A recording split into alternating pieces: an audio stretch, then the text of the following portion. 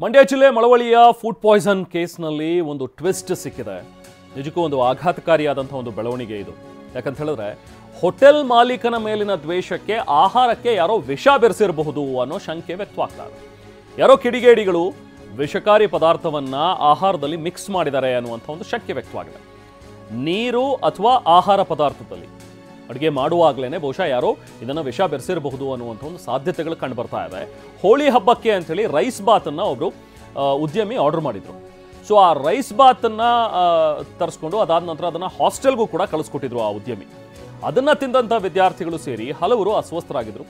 ಹೋಟೆಲ್ನಲ್ಲಿ ಉಪಹಾರ ಸೇವಿಸಿದವ್ರಿಗೂ ಕೂಡ ಇದು ಸಮಸ್ಯೆ ಆಗಿತ್ತು. ಯಾರೆಲ್ಲ ಆ ರೈಸ್ ಬಾತ್ ತಿಂದಿದ್ರೋ ಅವ್ರಿಗೂ ಕೂಡ ಸಮಸ್ಯೆ ಆಗಿತ್ತು. ಮಕ್ಕಳಿಗೆ ತೀವ್ರ ತರಹದ ಸಮಸ್ಯೆಗಳಾಗಿತ್ತು. ತಕ್ಷಣಕ್ಕೆ ಅವರನ್ನು ಆಸ್ಪತ್ರೆಗೂ ಕೂಡ ದಾಖಲಿಸಿದ್ರು.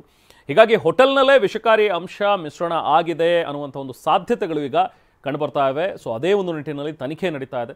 ಅವಧಿ ಮೀರಿದ ಆಹಾರ ಪದಾರ್ಥ ಅಭಿ ಸೈಡ್ ತಗೊಳ್ಳೋದು ಬೆಟರಾ ಅಥವಾ ಅಪಾರ್ಟ್ಮೆಂಟ್ ತಗೊಳ್ಳೋದು ಬೆಟರಾ? ಚಿಂತೆ ಯಾಕೆ, ಒಬ್ಬ ರಿಯಲ್ ಎಸ್ಟೇಟ್ ಎಕ್ಸ್ಪರ್ಟ್ ಜೊತೆ ಮಾತಾಡು. ಹೌದಾ? ಹೇಗೆ? ಬಾಸ್ ವಾಲಾ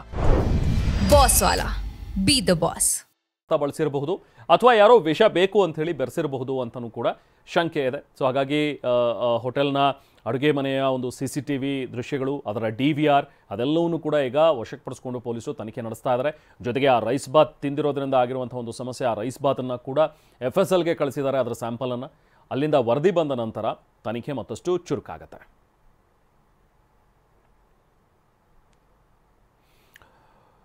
ಸೊ ನಿಜಕ್ಕೂ ಒಂದು ಆಘಾತಕಾರಿಯಾದಂಥ ಒಂದು ವಿಷಯ. ಯಾಕಂದರೆ ಒಬ್ಬ ಹೋಟೆಲ್ ಮಾಲೀಕನಿಗೆ ಅವನಿಗೆ ಕೆಟ್ಟ ಹೆಸರು ತರಬೇಕು ಅಥವಾ ಅವನಿಗೇನೋ ಒಂದು ತೊಂದರೆ ಮಾಡಬೇಕು ಅಂತ ಹೇಳಿ ಹೋಗಿ ಈ ಥರ ಆಹಾರಕ್ಕೆ ವಿಷವನ್ನು ಬೆರೆಸಿದ್ದಾರೆ ಅಂತ ಹೇಳಿದ್ರೆ ನಿಜಕ್ಕೂ ಕೂಡ ಇದೊಂದು ಕಳವಳಕಾರಿಯಾದಂಥ ವಿಷಯ. ಮತ್ತಷ್ಟು ಡೀಟೇಲ್ಸ್ ನಾವು ಪ್ರತಿನಿಧಿ ಪ್ರಶಾಂತ್ ನೀಡ್ತಾರೆ. ಪ್ರಶಾಂತ್, ಈ ಸುದ್ದಿ ಈಗ ಹೊರಬಂದಿರುವಂಥದ್ದು ನಿಜಕ್ಕೂ ಎಲ್ಲರಲ್ಲೂ ಕೂಡ ಒಂದು ಭಯ ಹುಟ್ಟಿಸುವಂಥದ್ದು. ಯಾಕಂದರೆ ಹೋಟೆಲ್ನಲ್ಲಿ ಹೋಗಿ ಊಟ ಮಾಡುವಂಥವ್ರು ಸಾಕಷ್ಟು ಜನ ಇರ್ತಾರೆ.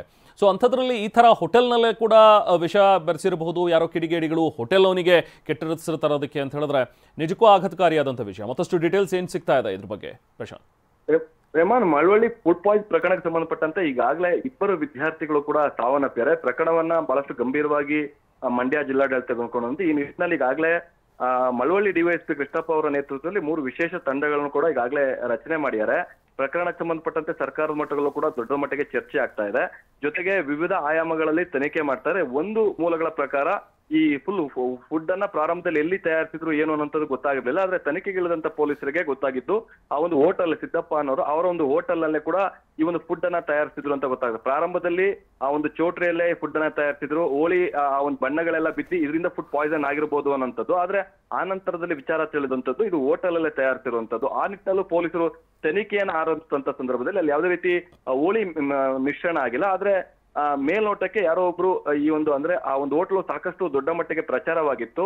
ಸಾಕಷ್ಟು ಜನರು ಕೂಡ ಅಲ್ಲಿ ಬಂದು ಊಟವನ್ನ ಮಾಡ್ತಾ ಇದ್ರು. ಹೀಗಾಗಿ ಆ ಹೋಟೆಲ್ ಮಾಲೀಕನಿಗೆ ಸಾಕಷ್ಟು ಕೆಟ್ಟ ಹೆಸರು ತರೋ ನಿಟ್ಟಿನಲ್ಲಿ ಕೆಲವೊಂದಷ್ಟು ವಿಷಕಾರಿ ಅಂಶವನ್ನ ಬೆರೆಸಿದ್ದಾರೆ ಅನ್ನುವಂತ ಶಂಕೆ ಕೂಡ ಈಗ ಪೊಲೀಸರಿಗೆ ಮೂಡಿರುವಂತ. ಈ ನಿಟ್ಟಿನಲ್ಲಿ ಅಲ್ಲಿ ಕೆಲವೊಂದಿಷ್ಟು ಫುಟೇಜ್ ಇದೆ. ಅದೆಲ್ಲವೂ CDRಗಳನ್ನ ಕೂಡ ಈಗ DVRಗಳನ್ನ ಕೂಡ ಪೊಲೀಸರು ತಕೊಂಡು ಹೋಗ್ಯಾರ. ಜೊತೆಗೆ ಕೆಲವೊಂದು ಹಳೆಯದಾದಂತಹ ಫುಡ್ ಅನ್ನು ಕೂಡ ಬಳಸಿದ್ದಾರೆ ಅನ್ನೋಂಥದ್ದು ಕೂಡ ಪೊಲೀಸರಿಗೆ ಸಿಕ್ಕಿದೆ. ಹೀಗಾಗಿ ಎಲ್ಲಾ ಆಯಾಮಗಳಲ್ಲೂ ಕೂಡ ಈಗ ಪೊಲೀಸರು ತನಿಖೆನ ಮುಂದುವರೆಸಿರುವಂತದ್ದು.